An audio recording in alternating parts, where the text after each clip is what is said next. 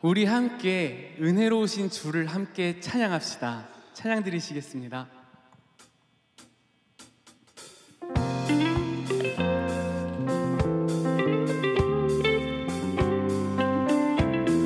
내 주 하나님, 내 주 하나님, 넓고 큰 은혜는 저 큰 바다보다 깊다. 너보 닷줄을 끌러 깊은 데로 저 한가운데 가보라. 언덕을 떠나서 장타에 배 띄워 내 주 예수 은혜의 바다로.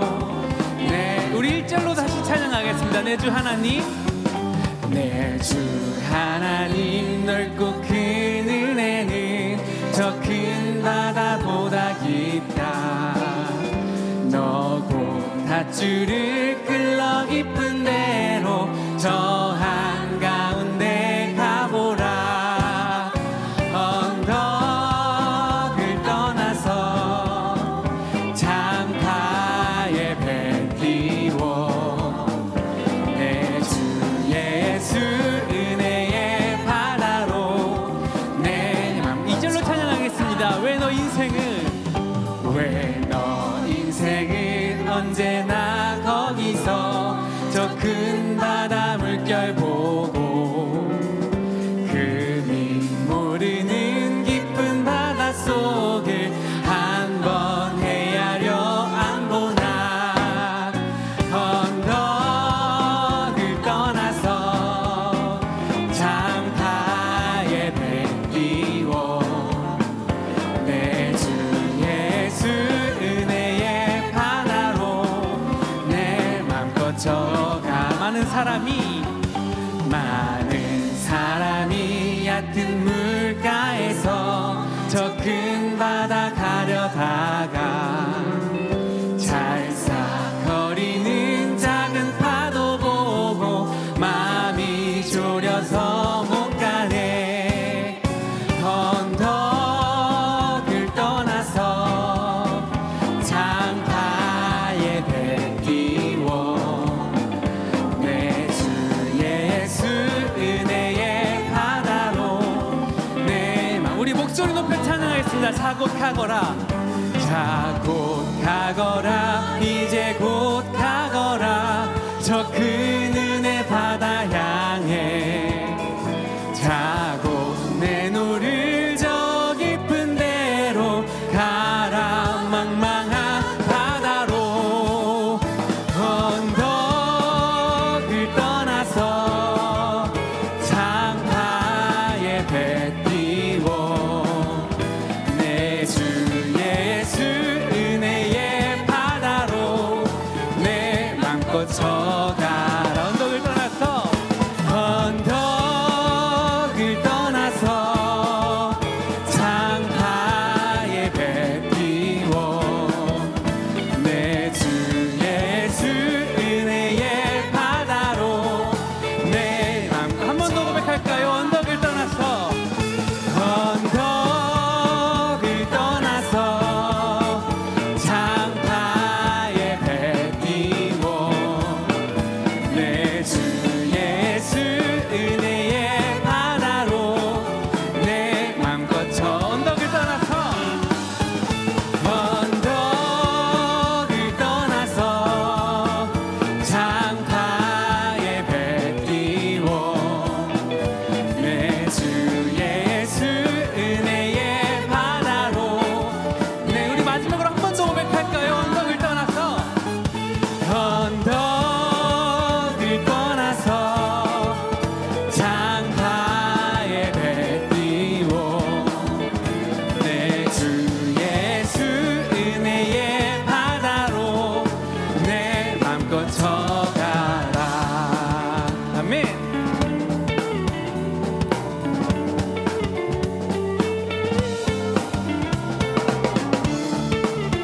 우리 계속해서 우리를 인도하시는 주님을 함께 찬양합시다.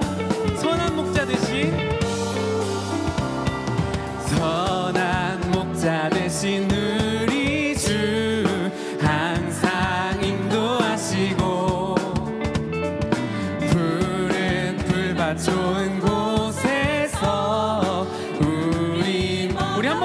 합시다. 선한 목자.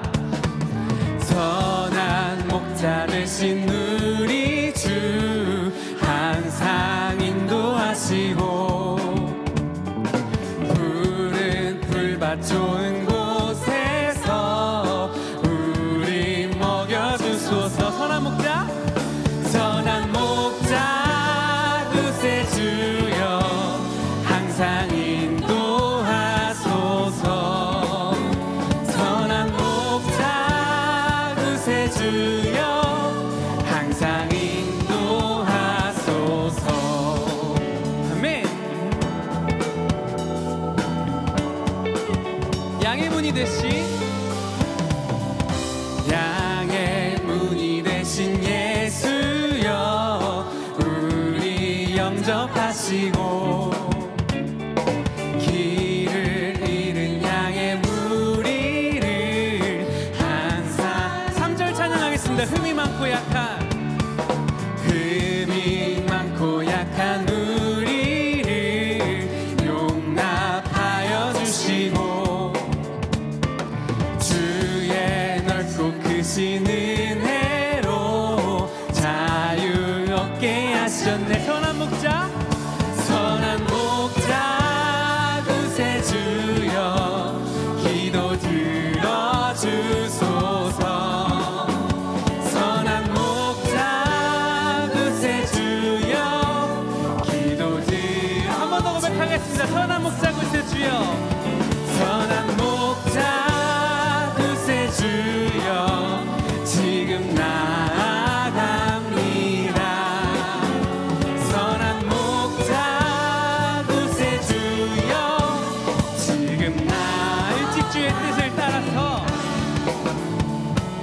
일찍 주의 뜻을 따라서 살아가게 하시고 주의 크신 사랑 베푸사 따라가게 하소서. 선한 목자.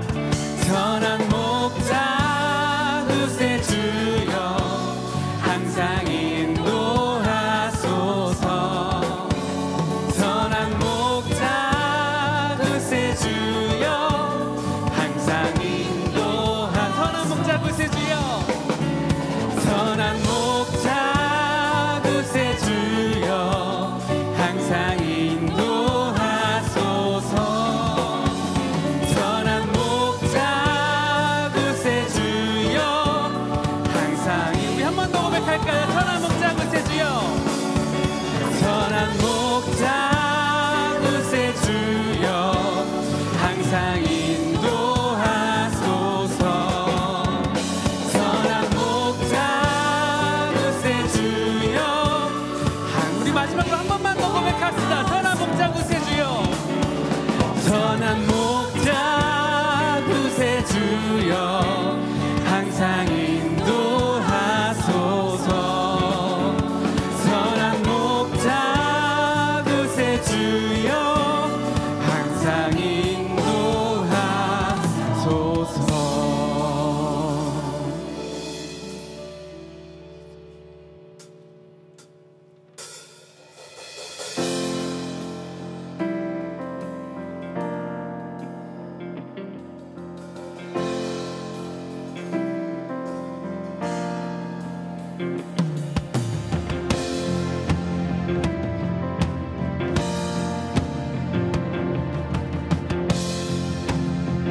우리 함께 고백합시다. 문들아 문들아 머리 들어라. 들을지어다 영원한 문들아. 영광의 왕 들어가시도록 영광의 왕 들어가신다. 아멘. 다시 한번 고백하겠습니다. 문들아 머리 들어라.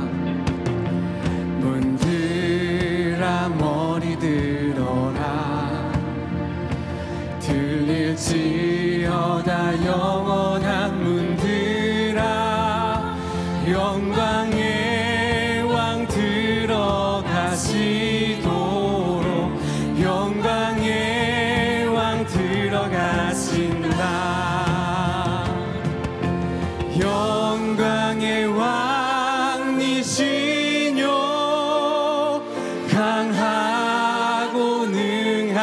능하신 주로다.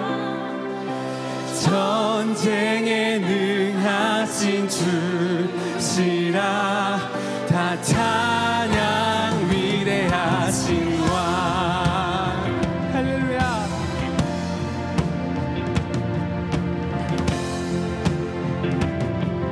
문들아 머리 들어라. 문들아 머리 들어라. 들을지어다 영원한 문들아.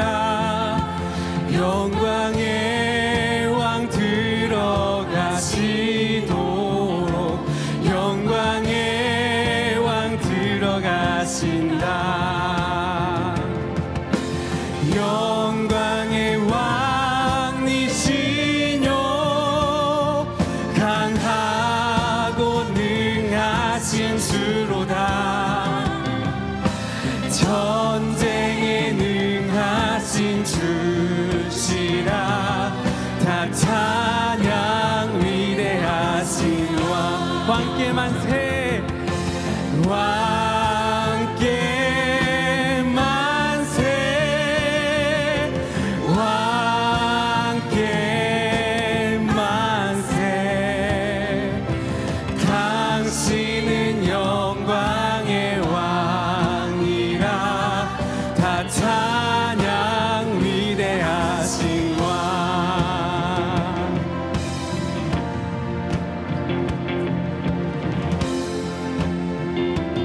영광의 왕이시뇨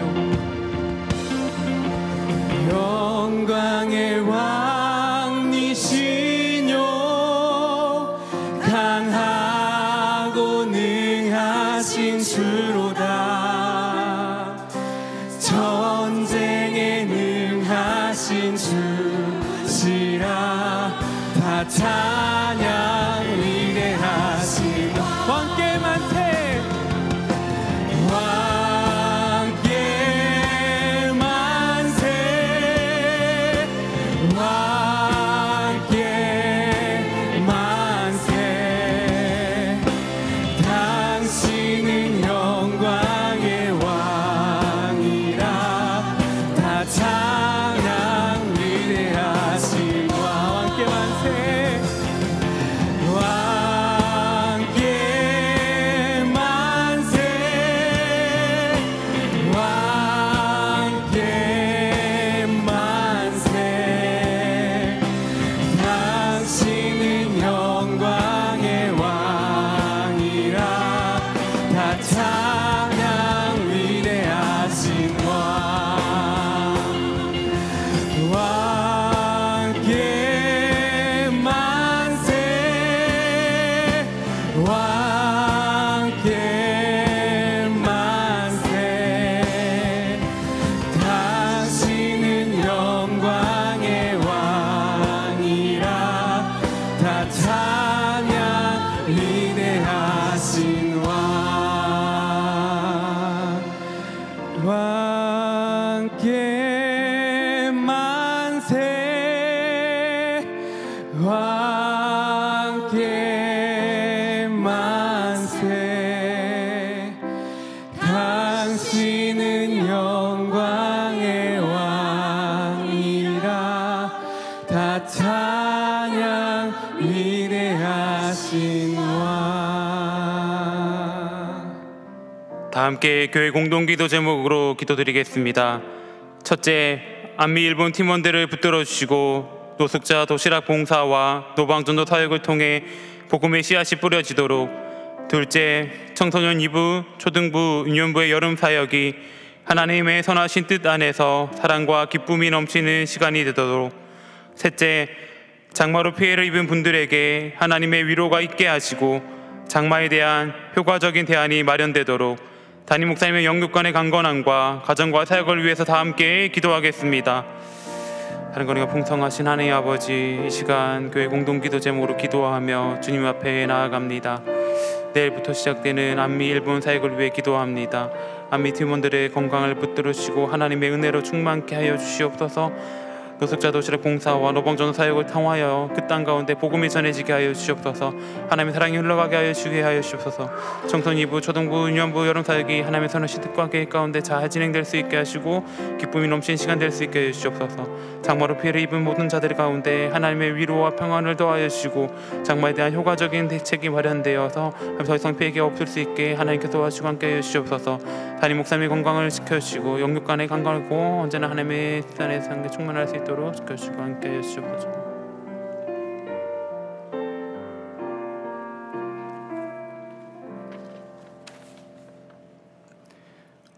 온 땅이여 하나님께 즐거운 소리를 낼지어다.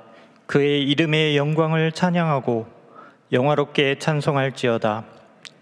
하나님께 아뢰기를 주의 일이 어찌 그리 엄히하신지요. 주의 큰 권능으로 말미암아 주의 원수가 주께 복종할 것이며 온 땅이 주께 경배하고 주를 노래하며 주의 이름을 노래하리이다 할지어다. 셀라.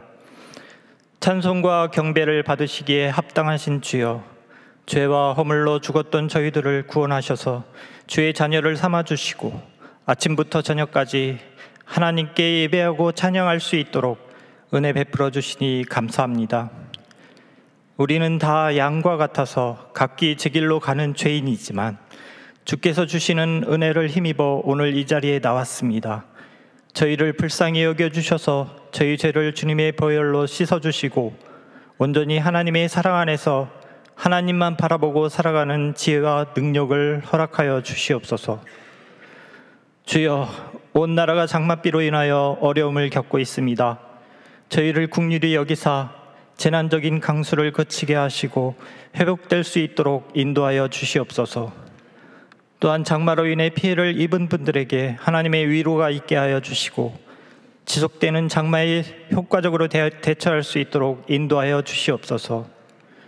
저희 동안교회 여름 사역에 함께하여 주시고 특히 청소년 2부, 초등부, 유년부의 여름 사역이 하나님의 선하신 뜻 안에서 사랑과 기쁨이 넘치는 시간이 되게 하시며 안전하게 무사히 진행될 수 있도록 인도하여 주시옵소서. 안미 일본팀의 팀원들을 붙들어 주셔서 노숙자 도시락 봉사와 노방 전도 사역을 통해 복음의 씨앗이 일본 땅에 뿌려질 수 있도록 역사하여 주시고 가고 오는 길에 안전함으로 지켜주시옵소서. 오늘 예배에 대답할 수 있습니까? 라는 제목으로 말씀을 전하시는 강희창 목사님에게 말씀의 능력으로 함께해 주셔서 권능으로 말씀을 전할 수 있도록 인도하여 주시고 말씀을 듣는 저희들에게는 큰 은혜의 시간이 될 수 있도록 축복하여 주시옵소서. 김용준 담임 목사님에게 함께 하셔서 영육간에 강건하게 하시고 가정과 사역 위에 하나님의 크신 은혜가 있게 하셔서 맡겨진 사명을 잘 감당할 수 있도록 인도하여 주시옵소서.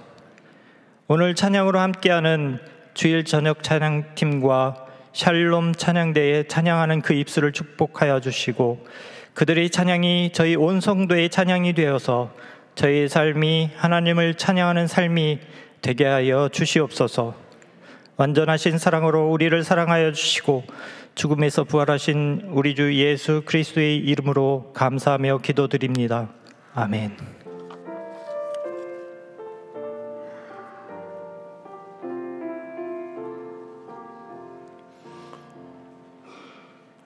오늘 우리에게 주시는 하나님의 말씀은 베드로전서 3장 15절 말씀입니다.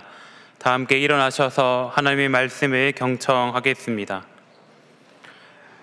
너희 마음에 그리스도를 주로 삼아 거룩하게 하고 너희 속에 있는 소망에 관한 이유를 묻는 자에게는 대답할 것을 항상 준비하되 온유와 두려움으로 하고 이것은 하나님의 말씀입니다. 아멘.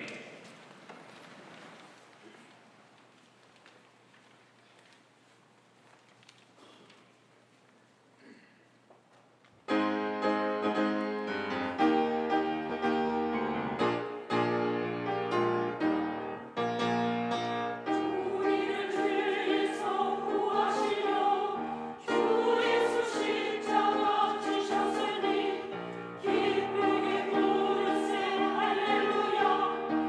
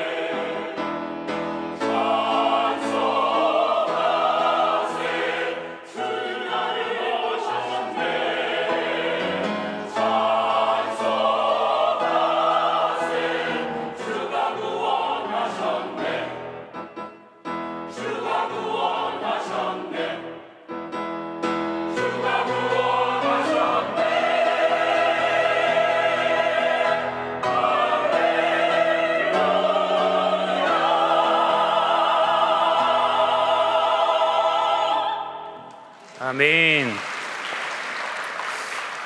오늘 말씀을 전하시는 강희창 목사님은 라이프크릭 교회에서 목회하고 계십니다.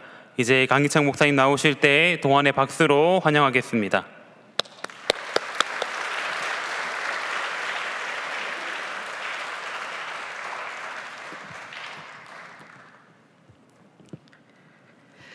예, 반갑습니다. 저는 미국 위스콘신 밀워키에 있는 라이프크릭 교회에서 섬기고 있는 강희창 목사입니다.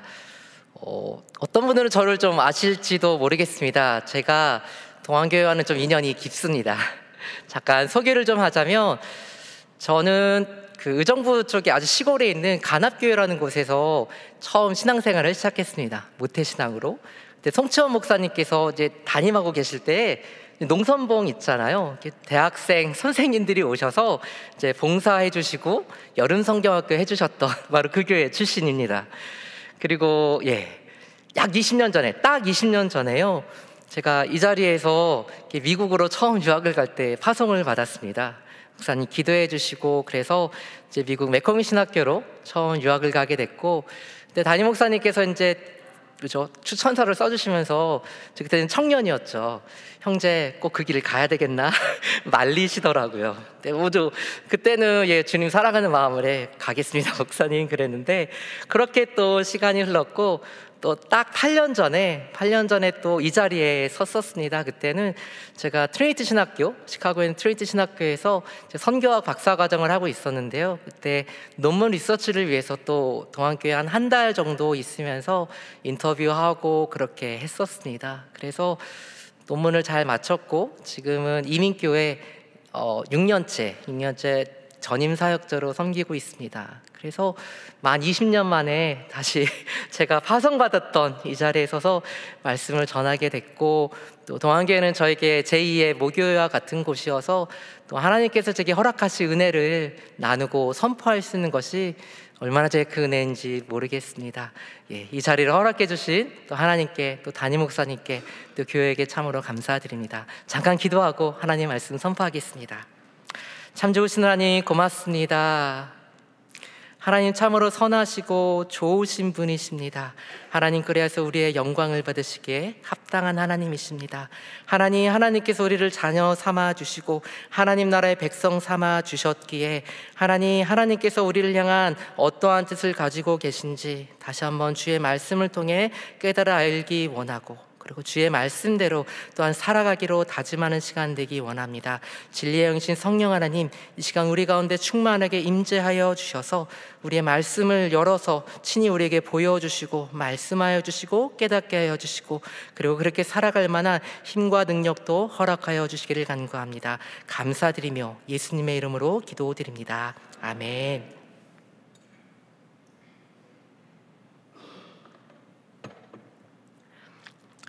저는 오늘 대답할 수 있습니까? 라는 제목으로 하나님의 말씀을 선포하겠습니다. 약 22년 전이었던 걸로 기억합니다. 제가 동안교회 청년 3부로 있을 때 바로 이 자리에서 지구촌교회 원로이신 이동원 목사님께서 부흥 강사로 오신 적이 있었습니다. 혹시 기억하시나요? 그때 이동원 목사님께서 들려주신 그 이동원 목사님의 경험담입니다. 하루는 목사님의 형님 되시는 분이 학교 소풍을 갔다가 집으로 돌아오셨다고 합니다. 그런데요, 이 형님이 집으로 들고 온 소풍 가방은 아침에 메고 나갔던 그대로였습니다. 이것을 이상하게 여긴 아버님께서 형님에게 이렇게 여쭈셨다고 합니다. 소풍 가서 무슨 일이 있었던 거냐? 왜 소풍 가방이 그대로냐? 그랬더니 형님이요, 이렇게 대답했다고 합니다. 네, 아버님. 소풍 가방에 그 매듭을 풀 수가 없어서 쫄쫄이 굶고 왔습니다. 이 말씀을 들으신 아버님께서 노발대발하시면서 그 집안의 유일한 그 소풍 가방을요, 쓰레기통에 확 쳐 넣으셨다고 합니다. 그때 이동훈 목사님 이렇게 생각하셨다고 합니다. 아, 저 소풍 가방이 없으면은 나는 이제 어떻게 소풍을 가나. 사랑하는 성도 여러분, 그깟 소품 가방이 뭐라고, 남들은 다 어머니가 싸주신 김밥이다, 사이다다, 초콜릿이다 다 까먹고 있는데 가방의 매듭을 풀지 못해서 쫄쫄이 굶고 온 그 불쌍한 아들을 보는 그 아버지의 마음을 여러분들께서는 상상하실 수 있으십니까? 우리 하나님 아버지의 마음이 바로 이 아버지의 마음과 같습니다. 우리 하나님께서는요, 역사상 존재할 수 있는 가장 귀한 선물을 우리에게 주셨습니다. 그 선물은 무엇일까요? 바로 복음, 굿뉴스, 복음입니다. 복음은요, 굿뉴스, 말 그대로 좋은 소식입니다. 그런데 많은 그리스도인들이요, 이 복음이라는 선물을 잘 누리지 못하고 있습니다. 복음이라는 선물은 어찌어찌해서 오래전에 받기는 했는데, 그러나 그 안에 무엇이 들어있는지 그다지 관심이 없으실 수도 있습니다. 그래서 저는 오늘 복음이라 불리는 그 하나님의 최고의 선물을 여러분께 소개하려고 합니다. 요즘 젊은 사람들 말로 하면 Unpack the Gospel, 복음을 싸고 있는 그 포장지를 하나하나 벗겨서 그 안에 정말 무엇이 들어있는지 여러분께 자세히 보여드리고자 합니다. 먼저 오늘 보면 베드로전서 3장 15절 말씀입니다. 제가 봉독합니다. 너희 마음에 그리스도를 주로 삼아 거룩하게 하고 너희 속에 있는 소망에 관한 이유를 묻는 자에게는 대답할 것을 항상 준비하되 온유와 두려움으로 하고. 이 NIV, New International Version, NIV 성경은요, 베드로전서 3장 15절 말씀을 이렇게 번역하고 있습니다.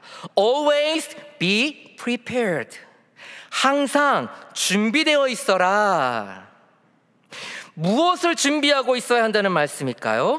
To give an answer to everyone. 모든 사람에게 대답할 수 있는 준비를 하고 있어라, 이런 뜻입니다.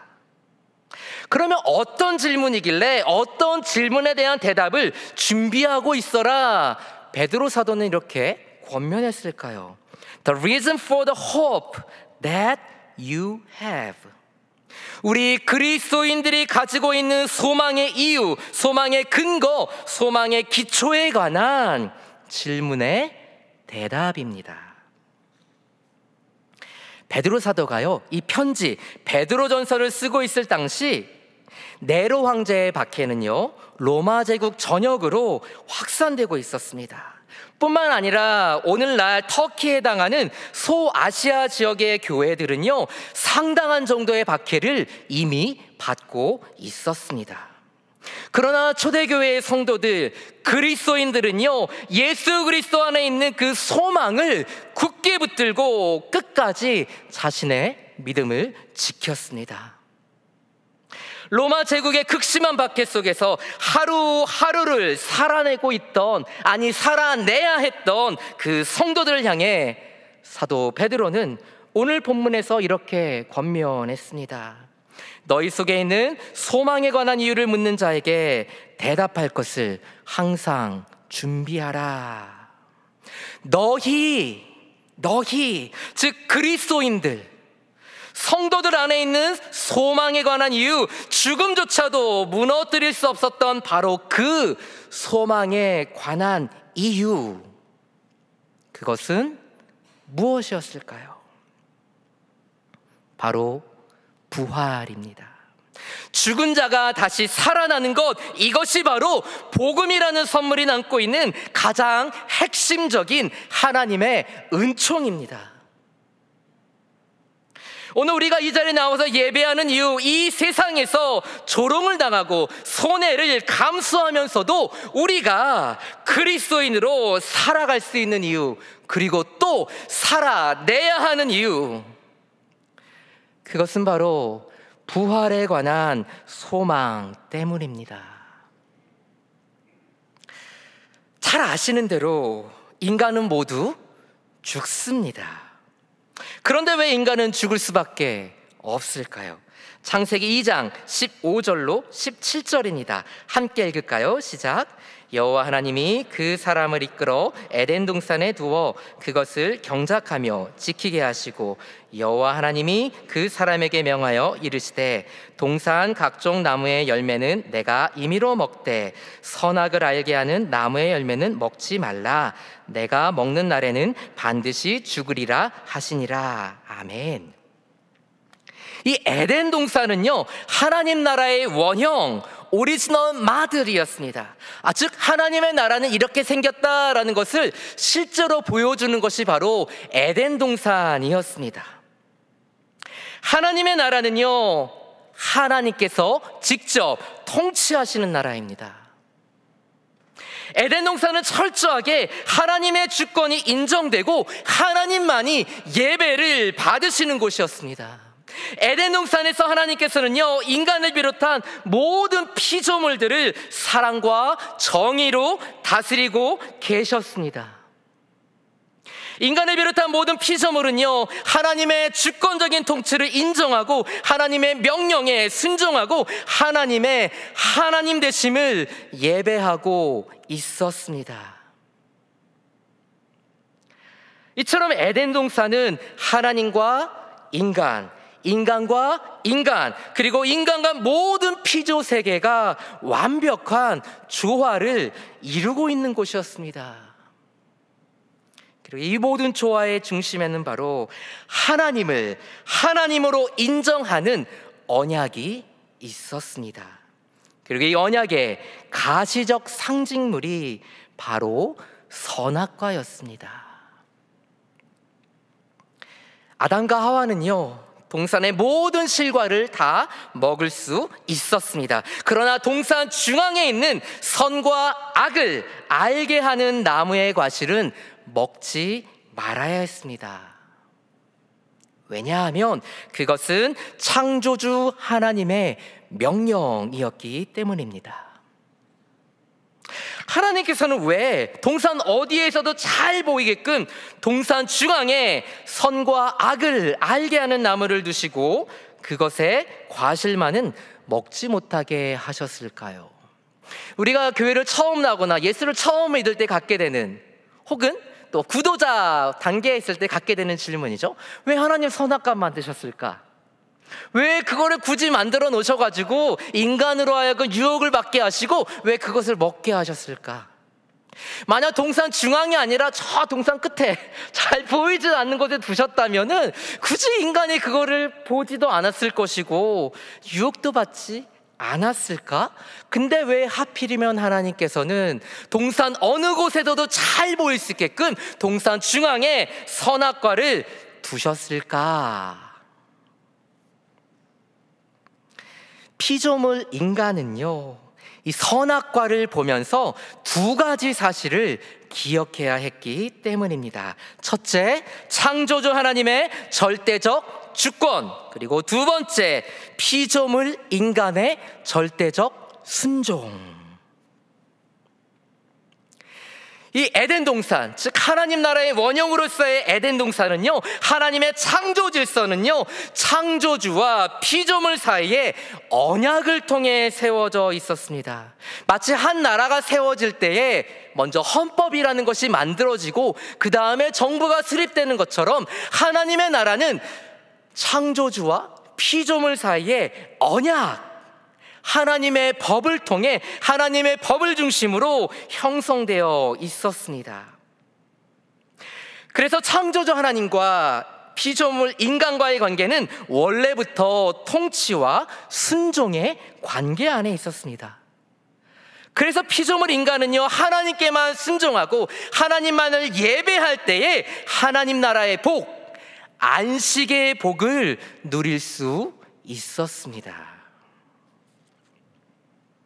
인간은요, 하나님의 형상대로 지음받은 유일한 피조물이었습니다. 그래서 인간은요, 창조주 하나님의 권세에 버금가는 권세를 누리고 있었습니다. 그래서 아담과 하와는 피조물이라는 자신의 정체성을 늘 기억해야 했습니다. 왜냐? 하나님의 버금가는 존재였기 때문에 까딱 잘못하다가는 내가 하나님과 같아질 수 있지 않을까? 라는 생각을 할 수 있었기 때문입니다. 하나님께서는요, 아담과 하와가 너는 피조물이야, 너는 내가 만든 피조물이야, 너는 나에게 순종하고 너는 나의 다스림을 받을 때에만 온전한 복, 안식의 복을 누릴 수 있어 라는 것을 가르치시고 또한 기억할 수 있기를 원하셨습니다. 그래서 하나님께서는 에덴 동산에 선과 악을 알게 하는 그 과실의 나무를 두시고 아담과 하와로 하여금 너희가 동산 중앙에 있는 나무를 볼 때마다 나를 기억하라, 내가 내게 명한 그 명령을 기억해라, 너의 피조물됨을 기억해라. 선악과는요, 보조 기억 장치였습니다. 그것을 볼 때마다 나는 피조물이야, 나는 하나님께 순종해야 되는 피조물이야 라는 것을 기억해야만 했습니다. 그런데 어떤 일이 발생했습니까? 창세기 3장 5절입니다. 너희가 그것을 먹는 날에는 너희 눈이 밝아져 하나님과 같이 되어 선악을 알 줄 하나님이 아심이니라. 인간은요, 오로지 선에 관한 지식만 알면 되었습니다. 인간은 굳이 악에 관한 지식을 가질 필요가 없었습니다. 그러나 아담과 하와는요, 하나님의 간섭과 하나님의 통치를 원하지 않았습니다. 최초의 인간은요, 하나님과 동등하게 되기를 갈망했습니다. 만약에 내가 선과 악을 아는 지식을 갖게 된다면 그들도 하나님과 같이 될 수 있을 것이라고 그렇게 믿고 있었습니다. 그런데요, 이러한 인간의 욕망을 간파한 간교한 뱀은 아담과 하와에게 접근해서 이렇게 말했습니다. 너 자신이, 너 스스로 하나님이 될 수 있어. 너는 더 이상 창조주의 통치를 받지 않아도 돼. 너의 인생은 너의 거야. 내 인생 내가 스스로 결정할 수 있어. 네가 왜 하나님의 통치를 받아? 하나님의 간섭을 받아? 너가 하고 싶은 대로 하면 되잖아. 너의 인생이야. 그분의 인생이 아니라 너의 인생이야. 내가 원하는 것, 내가 바라는 것, 내가 소망하는 것, 그것이 바로 선이야. 영어로 죄를 sin, S-I-N이라고 부릅니다. 죄의 본질은 무엇일까요? 죄의 본질은 무엇일까요? 바로 나 중심성입니다. 영어를 보시면 S-I-N이잖아요. I-centeredness. 내가 중심에 있는 것, 내가 내 삶의 주인이 되고자 하는 것, 하나님의 주권을 거부하고 자기 스스로 인생의 주권자, 인생의 왕이 되고자 하는 것, 자기 스스로 자기 인생의 기준이 되고자 하는 것, 그것이 바로 죄의 본질입니다. 나 중심성, 이것이 바로 죄의 본질입니다. 하나님의 통치를 거부한 인간은요, 더 이상 하나님의 나라에 머물 수 없었습니다. 왜냐하면 하나님의 나라에서는 오로지 하나님의 주권만이 인정되기 때문입니다. 제가 현재 미국에 살고 있거든요. 제가 미국에 살면서도 나는 미국법 지키기 싫어 하면 저는 어떻게 될까요? 추방당하죠. 미국의 주권이 있으면 그것을 제가 인정하고 그것에 순복해야 저는 그 땅에 살 수 있습니다. 마찬가지로 아담과 하와는요, 하나님의 법이 다스리시는 하나님의 주권만이 인정되는 그곳에서 하나님의 주권을 인정해야만 그 땅에, 그 나라에 살 수 있었습니다. 그런데 아담과 하와는 하나님 거부하겠습니다. 나는 하나님의 통치를 거부합니다. 결국 아담과 하와 이후의 모든 인류는요, 하나님 나라 밖에서 살 수밖에 없는 처지에 놓이게 되었습니다. 이것을 우리는 원죄라고 부릅니다. 이 개인주의에 익숙한 우리에게는요, 특별히 더 젊은 세대들에게는 이 원죄에 대한 거부감이 있을 수밖에 없습니다. 아니, 내가 선악과 따먹은 거 아니잖아요. 저 사람들이 한 거잖아요. 아담과 하와. 근데 왜 내가 태어날 때부터 죄인이라고 하는 겁니까? 이거는 공평하지 않습니다. 일면 일리가 있어 보이는 말입니다. 내가 선악과를 따먹은 것도 아니고 알지도 못하는, 언제 살았지도 몰랐던 아담과 하와가 따먹은 그 선악과의 죄 때문에 왜 내가 죄인 취급을 받아야 하지? 그런데 이것은요, 이렇게 설명드릴 수 있습니다. 양반 부모 밑에서 태어난 이들은 대대로 양반이 되고, 노비 부모에게서 태어난 이들은 대대로 노비가 됩니다. 마찬가지 원리입니다. 최초의 인간 아담과 하와는요, 한 개개인이 아니라 그 이후로 태어나게 된 모든 인류의 대표자였습니다. 그래서 죄인의 신분된 조상 아래에서 태어난 모든 인간은요, 태어날 때부터 죄인이 될 수밖에 없었습니다. 이것이 바로 성경이 말씀하는 기독교 세계관입니다. 로마서 5장 12절 함께 읽겠습니다. 시작. 그러므로 한 사람으로 말미암아 죄가 세상에 들어오고 죄로 말미암아 사망이 들어왔나니 이와 같이 모든 사람이 죄를 지었으므로 사망이 모든 사람에게 이르렀느니라.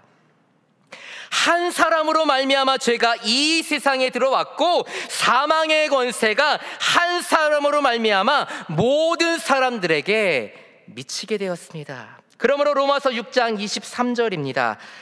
죄의 삭은 사망이요 하나님의 은사는 그리스도 예수 우리 주 안에 있는 영생이니라. 예수 그리스도를 구주로 영접하지 않으면 영원한 심판을 받는다. 맞습니까? 아멘. 네, 맞습니다. 아주 맞는 말씀입니다.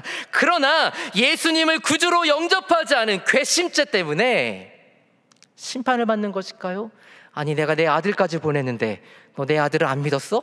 야, 너 진짜 괘씸하다. 너 벌 좀 받아봐. 그래서 하나님의 심판을 받게 되는 것일까요? 하나님이 그렇게 심술궂은 분이실까요? 그렇지 않습니다. 이것은 전능하신 하나님을 인간의 수준에서 이해하려는 명백한 오류입니다. 말씀드린 대로 아담과 하와 이후로 태어난 모든 인간은요, 원래부터 죽을 수밖에 없는 운명에 있었습니다. 요한복음 3장 17절로 18절 제가 읽겠습니다. 하나님이 그 아들을 세상에 보내신 것은 세상을 심판하려 하심이 아니요 그로 말미암아 세상이 구원을 받게 하려 하심이라. 그를 믿는 자는 심판을 받지 아니하는 것이요 믿지 아니하는 자는 하나님의 독생자의 이름을 믿지 아니함으로 벌써 이미 심판을 받은 것이니라. 우리 예수님께서는요, 심판에 대해 이렇게 말씀하셨습니다.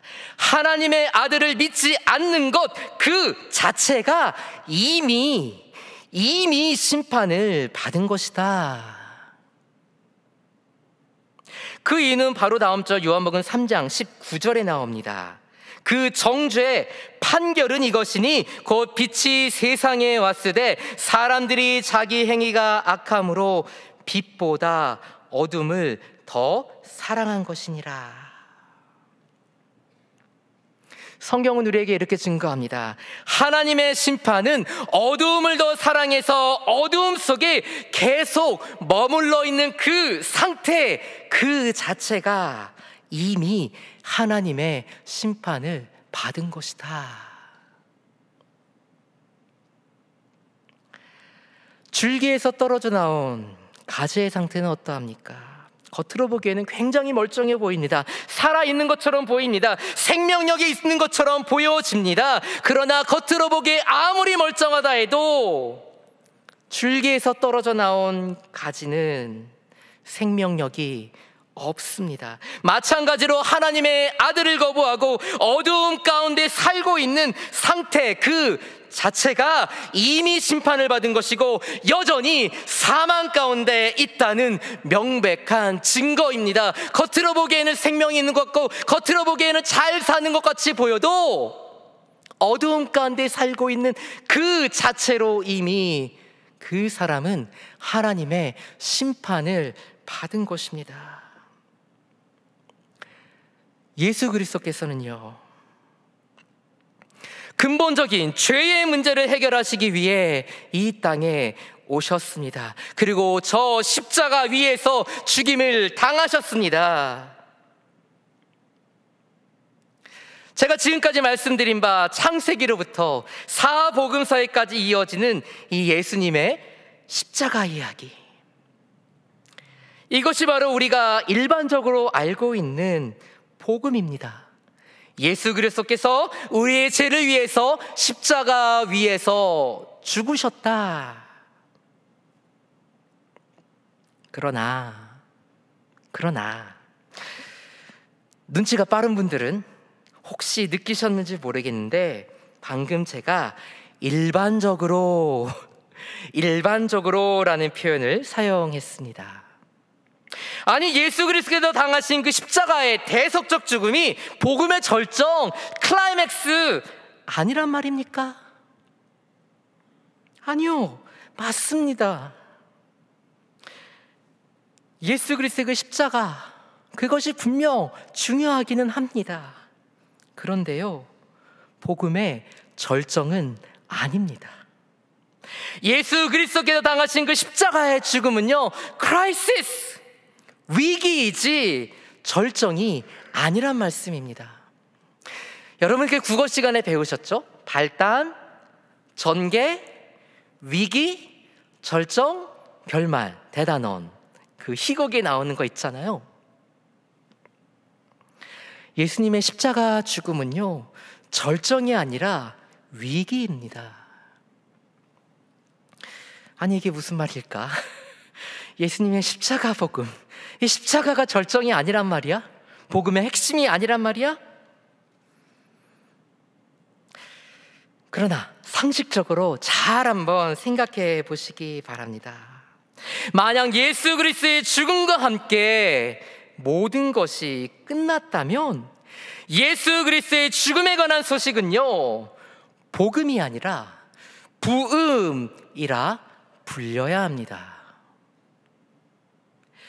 만약 오늘날 예수 그리스도의 부흥 기사가 난다면 다음과 같은 내용이 될 것 같습니다. 제목, 부흥. 죄 없으신 예수 그리스도께서 죄로 인해 죽을 수밖에 없는 인간을 위해 대신 죽으셨습니다. 그런데 그 후로 아무 일도 일어나지 않았습니다. 모든 인간은 비록 죄 사함은 받았지만 결국 예수님과 같이 죽을 수밖에 없습니다. 왜냐하면 예수님의 죽음 후에 아무 일도 일어나지 않았기 때문입니다. 하나님의 아들이 나를 위해 죽으셨지만 결국에는요, 나도 죽을 수밖에 없다는 이 소식, 만약에 이것이 기독교 신앙이 말하고 있는 복음이라면 이것은 결코 복음, 기쁜 소식이 될 수 없습니다. 이것은 결코 전능하시고 자비하신 하나님께서 주시는 선물이라고 말할 수 없습니다. 결국에는 나도 예수 그리스도처럼 죽을 수밖에 없다는 이 소식은요, 복음이 아니라 부음이라고 불러야 합니다.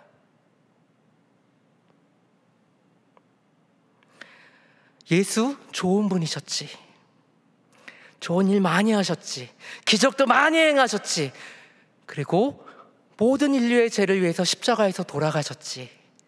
그런데 죽으신 것으로 끝났다. 나도 그분을 믿고 나도 그분의 제자로 살겠지만 나도 그분과 같이 결국에는 죽을 거야. 이것은 복음이 아니라 부음입니다. 결국에는 나도 죽고 그것으로 끝날 수밖에 없다는 것, 그것은 결코 복음 굿뉴스가 될 수 없습니다. 사랑하는 성도 여러분, 예수 그리스도의 대속적 죽음이 부음으로 끝나지 않고 복음이 되려면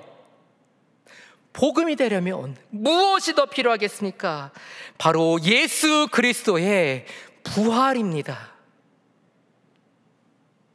예수 그리스도의 부활이야말로 우리 성도들의 참된 소망에 관한 이유입니다. 예수 그리스도께서 우리의 죄값을 대신 지불하시기 위해 십자가 위에서 당하신 대속적 죽음은 매우 중요합니다. 그러나 예수 그리스도께서 죽으시고 그 후로 아무 일도 일어나지 않았다면 기독교는 결코 소망의 종교가 될 수 없습니다. 예수 그리스도의 대속적인 죽음은요,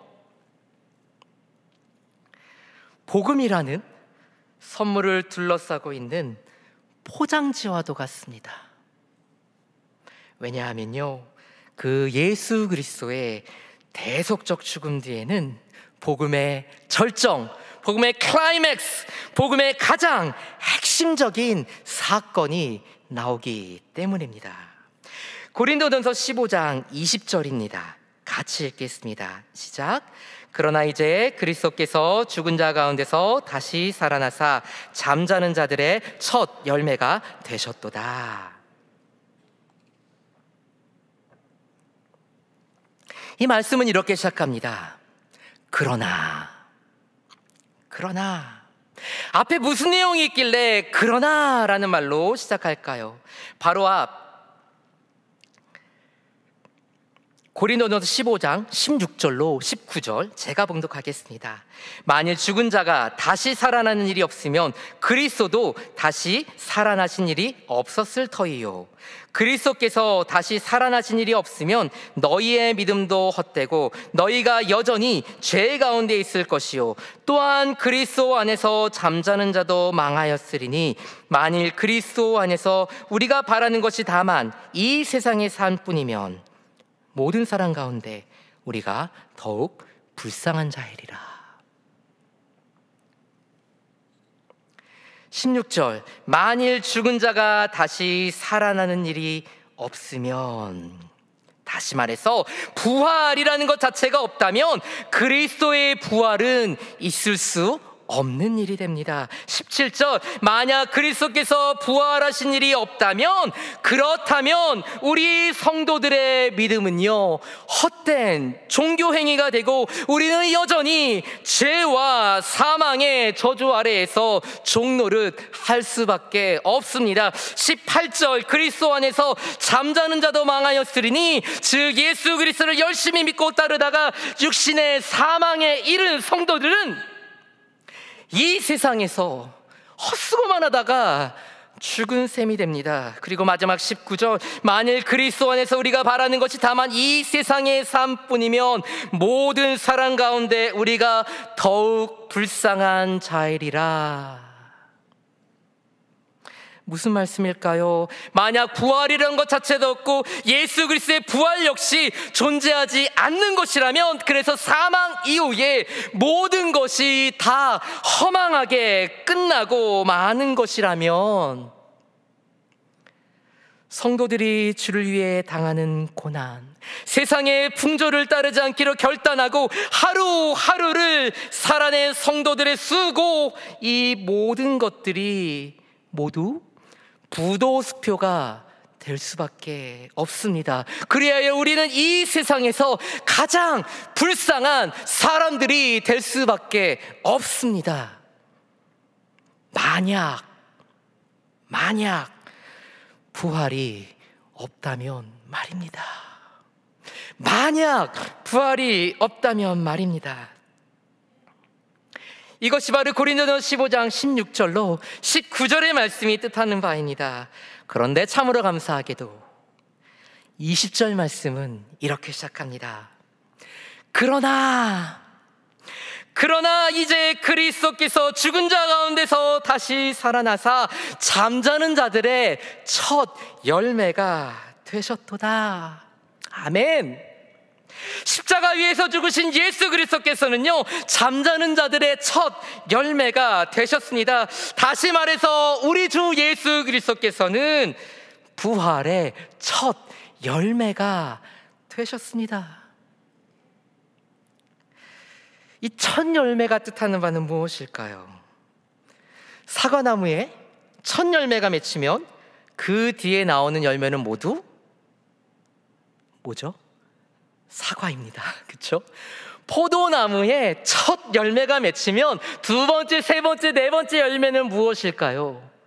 포도입니다. 사과나무에서요, 포도가 나올 수 없습니다.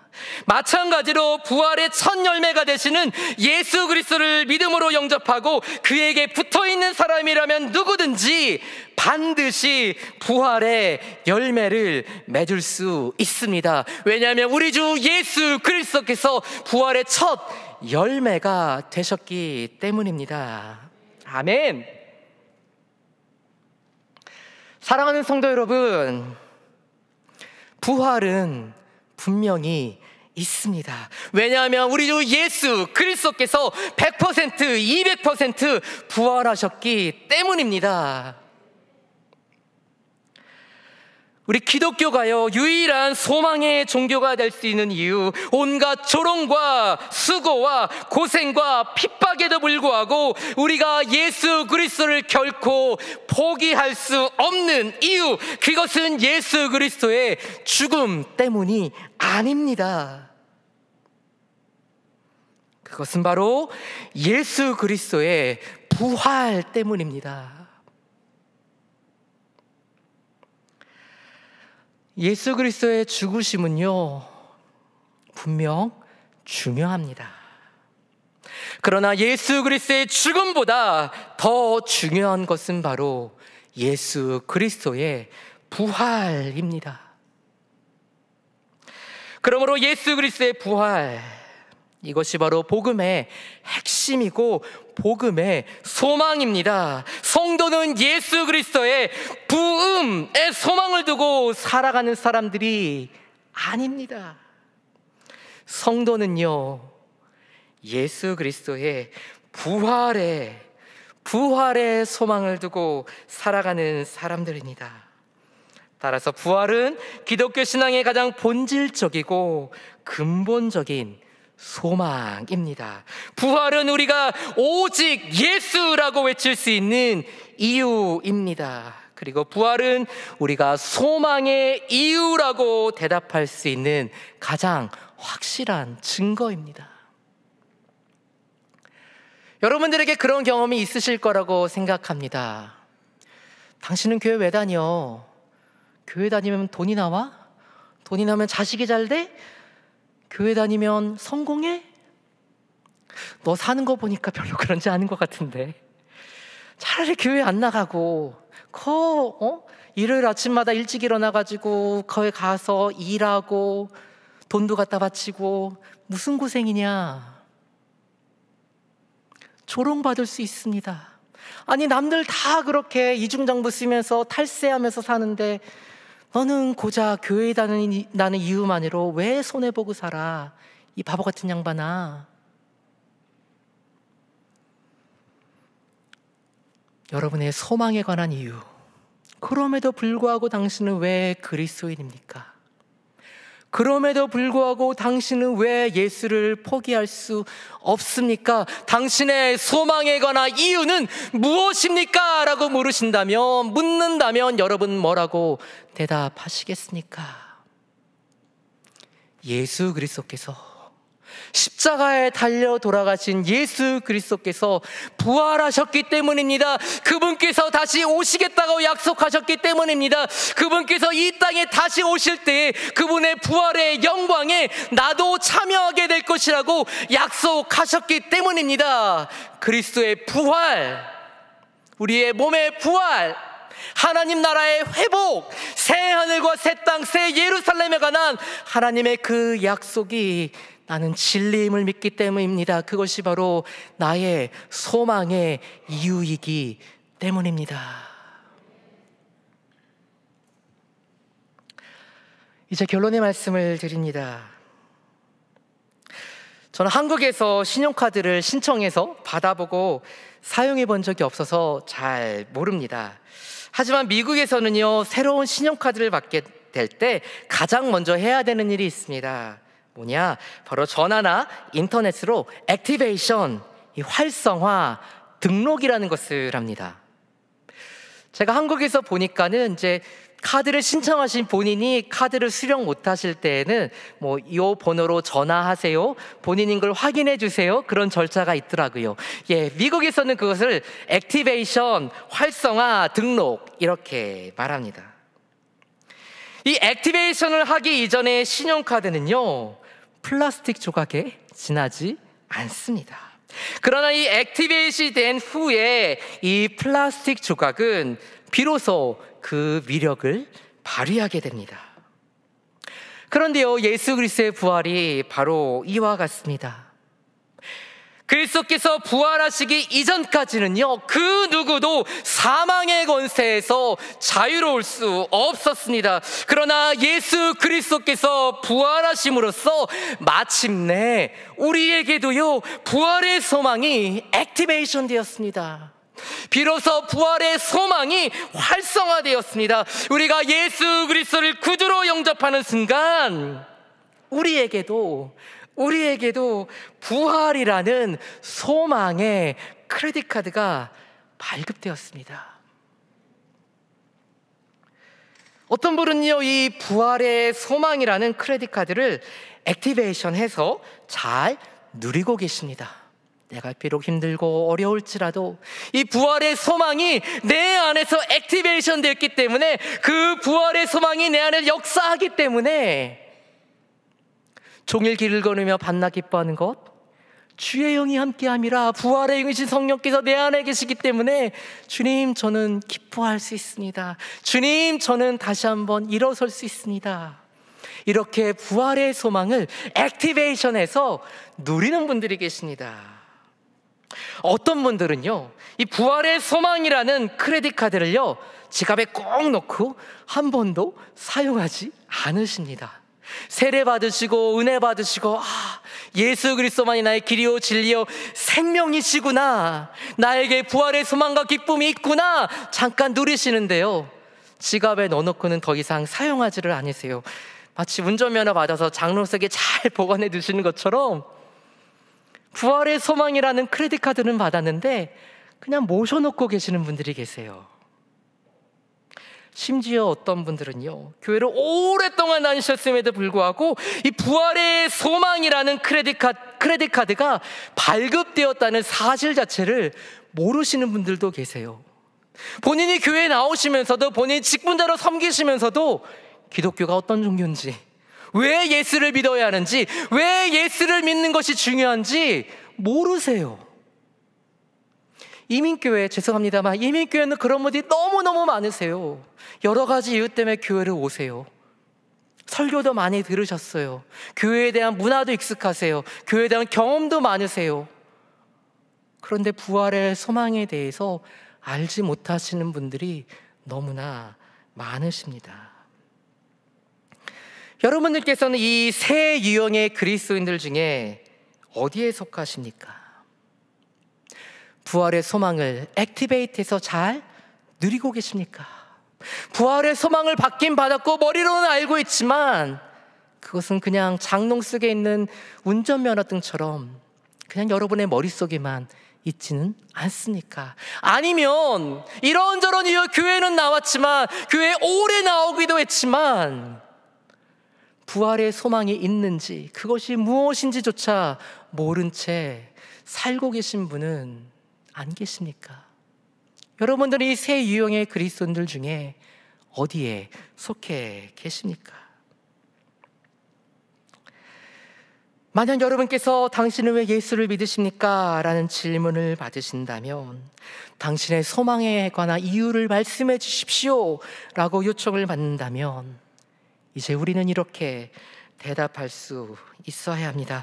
예수 그리스도의 부활의 능력이 내 안에서 액티베이션 되었기 때문입니다. 부활하신 예수 그리스도께서 지금도 내 안에서 살아 역사하고 계시기 때문입니다. 이것이 바로 나의 영원한 소망이요 기쁨이요 나의 간증이기 때문입니다.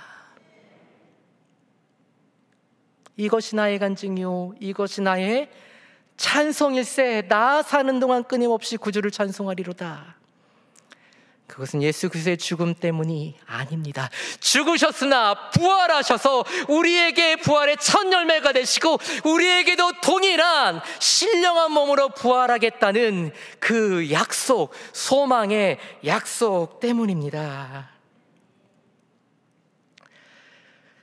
예수 그리스도를 구주로 영접하고 예수 그리스도 안에 있는 그 부활의 능력을 믿고 부활의 소망 가운데 기쁨과 감사가 충만한 삶을 살아가는 그러한 복된 인생들 되실 수 있기를, 여러분의 삶의 현장에서 하나님의 나라를 선포하시는, 저는 선교적 교회라는 것을 선교학에서 전공했습니다. 기영주 목사님께서 제가 청년 때부터 이 삶의 현장을 하나님의 나라로 이 표를 만드신 것으로 제가 기억합니다. 제가 신학을 10년 넘게 쭉 공부하면서 이게 뭘까 공부하다가 제가 내린 결론이 있습니다. 성경이 말씀하는 교회는요, 저 몇 글자석이 다 들어있습니다. 삶의 현장을 하나님의 나라로.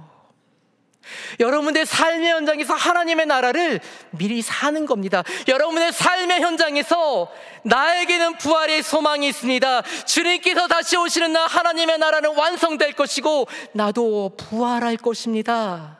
그 나라는 앞으로 올 것인데요, 그 나라 앞으로 완성될 것인데요, 나는 주 예수와 동행하면서 내가 사는 곳이 어디든 그곳은 하나님 나라입니다. 내가 그렇게 말하고 고백하고 그렇게 기뻐할 수 있는 이유, 그것은 바로 부활의 소망 때문입니다. 삶의 현장을 하나님의 나라로 부활의 소망 가운데 살아가시는 우리 동안교회 모든 성도들 되실 수 있기를 주님의 이름으로 간절히 축원합니다. 기도하겠습니다. 참 좋으신 하나님 고맙습니다.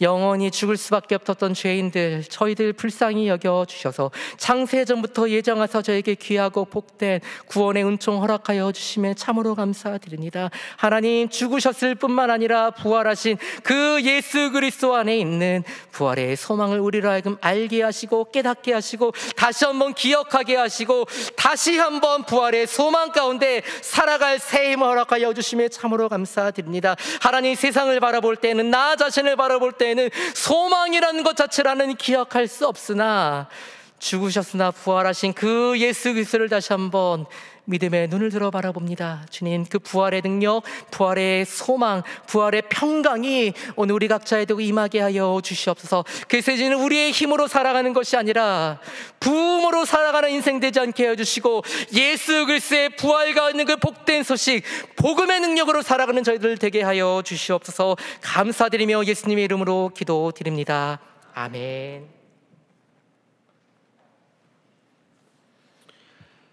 교회 소식을 전해드립니다. 안미 라오스 사역이 하나님의 은혜 가운데 진행되는 중이며 목요일에 귀국하게 됩니다. 그리고 또한 안미 일본이 내일 일본으로 출국합니다. 안미 사역들과 여름 사역들을 위해서 기도 부탁드립니다. 나머지 광고는 주보를 참조해 주시기 바랍니다. 다 함께 찬송가 288장 찬양하시겠습니다.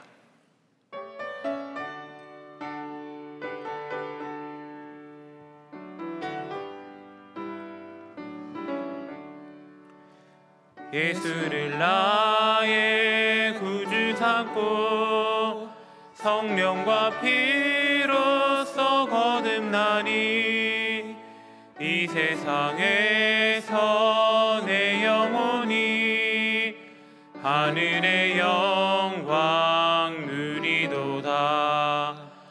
이것이 나의 간증이요 이것이 나의 찬송이세. 나 사는 동안 끊임없이 구주를 찬송하리로다. 온전히 주께 맡긴 내 영, 사랑의 음성을 듣는 중에 천사들 왕래하는 것과 하늘의 영광 보리로다. 이것이 나의 간증이요, 이것이 나의 찬송일세. 나 사는 동안 끊임없이 구주를 찬송하리로다.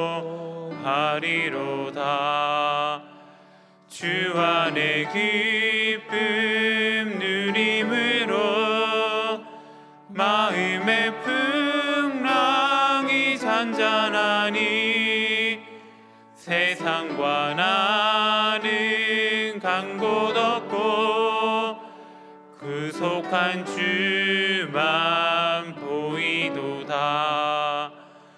이것이 나의 간증이요, 이것이 나의 찬송일세. 나 사는 동안 끊임없이 구주를 찬송하리로다.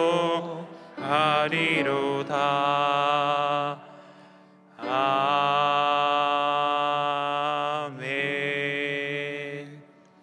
이제 강희창 목사님 나오셔서 축도해 주시겠습니다.